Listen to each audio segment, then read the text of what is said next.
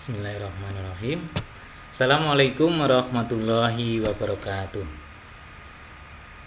Saudara-saudara yang saya hormati, alhamdulillah pada semester ini saya dipercaya oleh UIN kembali untuk membawakan mata kuliah yang memang menjadi spesialisasi saya, yaitu mata kuliah pengembangan bahasa Indonesia di MI. Namun sebelumnya, izinkan saya memperkenalkan diri dulu.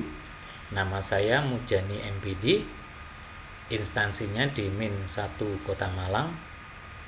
Loh, gimana Pak? Ya, saya sehari-hari mengajar di Min 1 Kota Malang yang mungkin saudara sudah tahu, yang ada di Jalan Bandung itu, di dekat Taman Makam Pahlawan.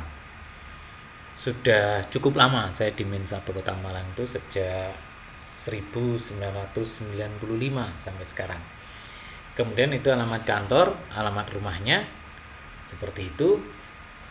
Kelak saya berharap kalau memang situasi sudah normal kembali, saudara bisa main ke rumah atau entah nanti bagaimana cara Allah untuk mempertemukan kita secara offline nanti. Saudara-saudara yang saya hormati, perkuliahan semester ini kita agak unik, ya mungkin seumur hidup saya baru kali ini. Kita tidak bisa bertemu secara langsung, tapi lebih banyak kita bertemu secara online. Oleh karena itu, di pertemuan pertama ini nanti saya akan menyajikan mulai dari ruang lingkup mata kuliah ini, kemudian tata cara perkuliahan, sampai bagaimana presensinya nanti akan saya jelaskan secara detail di sini. Baik, namun sebelum kita mulai lebih lanjut, mari kita baca basmalah bersama. Bismillahirrahmanirrahim. Ya, ruang lingkup mata kuliah kita, mata kuliah pengembangan bahasa Indonesia di MI, itu seperti ini. Yang pertama kita perlu paham dulu tujuan umum pembelajaran bahasa di MI itu apa sih? Kalau anak-anak di MI itu diajari bahasa Indonesia itu tujuannya apa atau sebenarnya? Tidak lain dan tidak bukan satu sebenarnya tujuannya, yaitu mengembangkan keterampilan berbahasa Indonesia mereka. Kalau disebut keterampilan berbahasa, itu tidak hanya terampil berbicara saja, karena keterampilan berbahasa itu ada berapa? Ada 4, mulai dari berbicara, menulis, menyimak, dan berbicara, menulis, menyimak, dan ada 3 keterampilan, kok 4, ada 3 keterampilan itu. Nah, itu yang ingin dikembangkan melalui pembelajaran bahasa Indonesia. Kemudian ada tujuan-tujuan lagi yang secara ideal ada 6 itu di situ. Yang pertama, dapat berkomunikasi secara efektif dan efisien sesuai dengan etika yang berlaku. Artinya berkomunikasi secara efektif dan efisien itu gini. Kita kadang-kadang pernah bertemu dengan dosen-dosen yang lain. Saudara pernah berpikir begini, ini loh kalau menerangkan kok enak ya, gamblang, nggak bulet. Ada kalanya kita bertemu dengan orang-orang tertentu ketika membawakan sebuah makalah atau sebuah permasalahan begitu, rasanya sulit untuk bisa segera diterima karena bahasanya muter. Nah, inilah maksudnya berkomunikasi secara efektif dan efisien dengan etika yang berlaku. Artinya walaupun bahasanya efektif, efisien, tapi etika bagaimana kita memanggil orang yang lebih tua. Oleh karena kan di MI atau di SD kita mengajari anak-anak sedari kecil, itu masih di kelas 1 diajari, kalau manggil gurunya tidak boleh menggunakan kata-kata kamu, tidak boleh kan. Nah, itu etika yang berlaku di kita, sehingga tidak mohon maaf Pak, tadi saya ketemu kamu, bukan begitu, tapi tadi saya ketemu Bapak, tapi Bapak tidak melihat saya. Nah, kata-kata seperti itu maksud dari nomor 1. Kemudian yang kedua, menghargai dan bangga menggunakan bahasa Indonesia. Nah, yang ini yang kadang-kadang saya sedih rasanya sampai pada tujuan yang kedua ini, kadang-kadang kita justru kebalik. Kita menggunakan bahasa asing yang mengerti itu tidak banyak, tapi kita rasanya waduh bangga. Itu yang nggak tahu kenapa kok muncul seperti itu. Padahal dengan bahasa Indonesia, kalau kita melihat bahasa Indonesia secara umum di wilayah negara kita, itu sebenarnya bahasa Indonesia itu akan sangat terasa kalau itu mampu menyatukan bangsa, suku-suku yang ada di negara kita.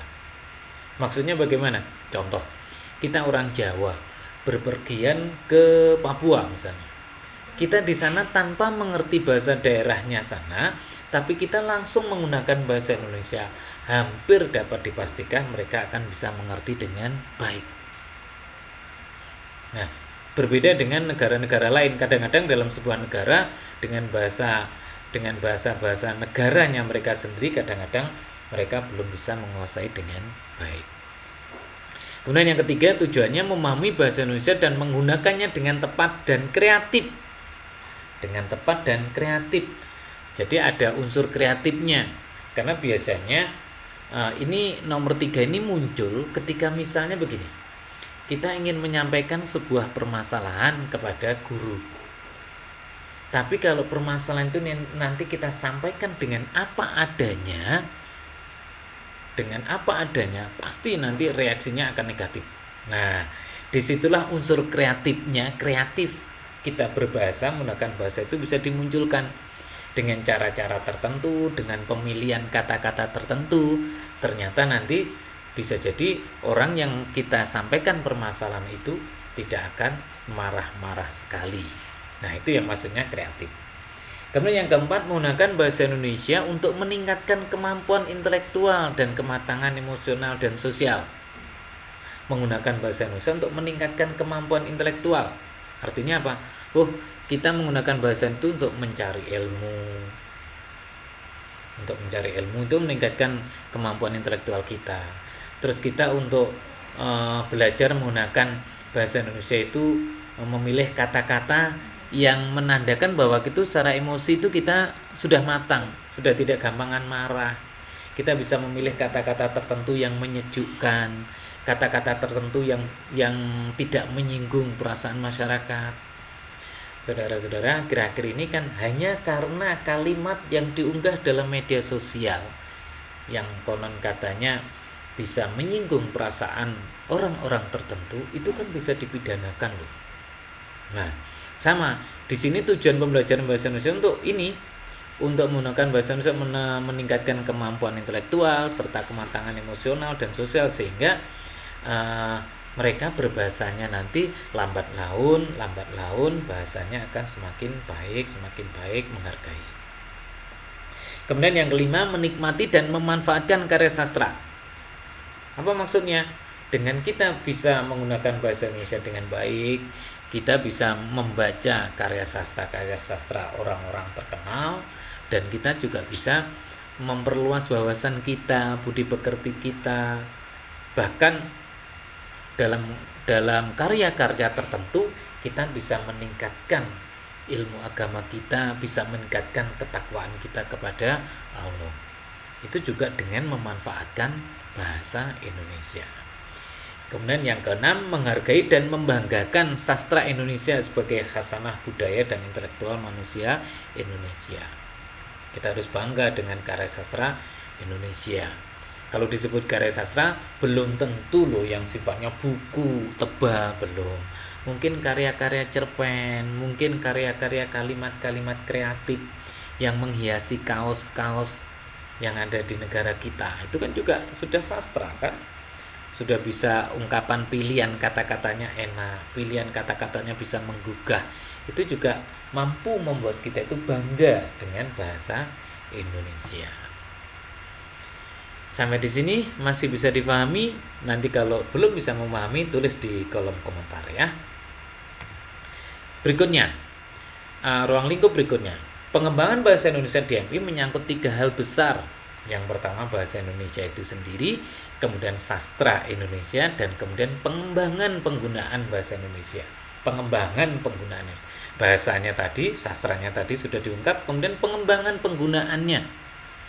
Jadi penggunaannya nanti akan bisa dikembangkan jauh lebih bagus lagi, lebih benar lagi, tidak malah dikembangkan terus menjadi salah bahasanya, tidak, tapi jauh lebih benar lagi, terus bisa bermanfaat bagi banyak orang. Nah, itu kaitannya dengan yang berikutnya. Tidak bisa dipungkiri bahwa pembelajaran bahasa Indonesia selama ini hanya sebatas pencapaian target kurikulum. Setelah target kurikulumnya selesai. Terus nanti masuk tingkat atasnya, di kelas atasnya lagi target kurikulum selesai, tingkat atasnya itu selalu begitu. Oleh karena itu nanti pada tataran-tataran tertentu ternyata anak-anak kita itu belum bisa, mohon maaf di sini ada kata-katanya, menghasilkan dari bahasa Indonesia itu. Padahal dengan bahasa Indonesia itu mampu, kalau di tangan siswa yang kreativitasnya tinggi, maka bahasa Indonesia itu dengan menggunakan bahasa Indonesia bisa menghasilkan, bahkan menciptakan lowongan pekerjaan bagi orang lain. Contoh, kaos Dagadu di Jogja itu, kemudian kaos jogger di Bali itu, kan luar biasa. Itu dengan menggunakan bahasa Indonesia, tapi bahasa-bahasa yang sudah dikembangkan sedemikian rupa, yang ditata sedemikian rupa sehingga enak dibaca, ada unsur jenakanya, ada unsur nasihatnya, ada unsur keindahannya, luar biasa. Sehingga ketika kita membaca kadang-kadang kita tersenyum sendiri, atau ketika kita membaca malah tertunduk karena kita merasa tersindir. Pernah kan saudara mengalami seperti itu? Nah, itu juga dalam arti pengembangan bahasa Indonesia. Nah, kemudian yang terakhir, kalau yang ini sama tadi, sampai untuk mencapai tujuan-tujuan di atas, mata kuliah ini bertujuan untuk pengembangan bahasa Indonesia. Mungkin kelak kosakata dalam bahasa Indonesia ini akan bisa ditambah, karena bahasa kita itu tidak bahasa yang statis loh ya. Bahasa Indonesia itu bahasa yang dinamis. Nanti di bahasan-bahasan berikutnya kita akan bisa membandingkan antara bahasa Indonesia dengan bahasa Inggris itu kosakatanya banyakan mana. Itu nanti akan kita bisa membandingkan antara bahasa Indonesia, bahasa Inggris, bahasa Jawa, kosakatanya lebih kaya mana. Nah, itu nanti akan kita bahas di pertemuan berikutnya di pengembangan, di mata kuliah pengembangan bahasa Indonesia.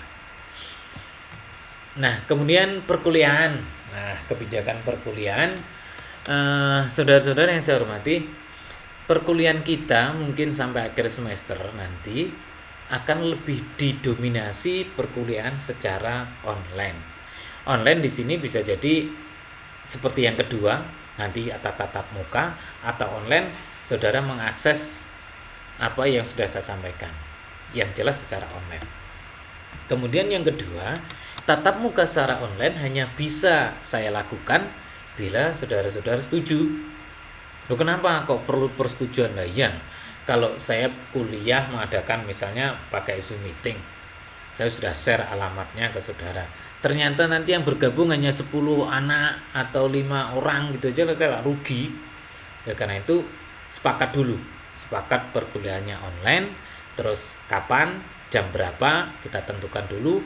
Dengan demikian nanti saudara bisa mengikuti semuanya.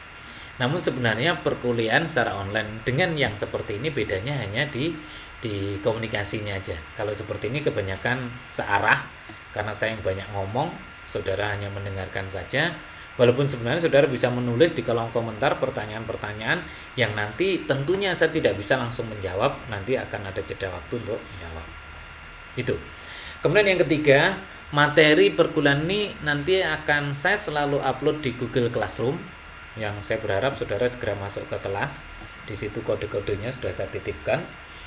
Kemudian juga melalui channel YouTube saya seperti saat ini, atau nanti ada latihan-latihan pemahaman. Setiap slide saya sampaikan, saya akan memberikan beberapa soal di Google Form yang saudara bisa kerjakan kapanpun dan dimanapun. Keren kan, kapanpun dan dimanapun, di rumah, sambil di sawah mungkin, atau sambil membantu orang tua di rumah, saudara mengerjakan bisa. Dan saya jauh lebih bangga saudara seketika pulang kampung nanti akan sangat berarti bagi orang tua. Saudara bisa membantu pekerjaan orang tua dengan baik, saya akan bangga. Saya akan bangga saudara mengerjakan materi-materi perkuliahan itu sambil bekerja di sawah misalnya, atau sambil bekerja di mana, bantu orang tua. Saya lebih bangga daripada saudara mengerjakan materi-materi perkuliahan itu sambil rebahan saja, tidak mau kemana-mana. Yang terakhir, presensi. Presensi nanti setiap saat ada jadwal kuliah, maka saudara saya haruskan untuk mengisi presensi di Google Form yang sudah saya sediakan. Di linknya nanti akan saya sertakan di Google Classroom di kelas saudara masing-masing. Nah, kemudian soal latihan yang di Google Form nanti ada kalanya akan saya jadikan bahan untuk menilai. Misalnya karena sudah sekian kali pertemuan, maka saya keluarkan soal di Google Form, nah itu nanti akan jadi sebuah penilaian. Dan kemudian yang terakhir, saudara nanti bisa mendownload materi yang disajikan di Google Classroom. Bahkan saudara juga bisa mendownload materi-materi di YouTube yang seperti saat ini. Itu saudara-saudara untuk perkuliahan kita saat ini, dengan harapan semoga materi-materi perkuliahan berikutnya nanti bisa saudara pahami dengan baik, bisa saudara ikuti dengan baik, sehingga walaupun pembelajaran kita dengan daring, dengan online seperti ini, tapi tidak mengurangi pemahaman saudara terhadap mata kuliah ini. Takut saya sudah menyediakan waktu untuk membuat rekaman, untuk membuat presentasi, tapi ternyata saudara membukanya pun jarang. Nah, itu nanti akan sangat berpengaruh kepada pemahaman saudara terhadap mata kuliah ini.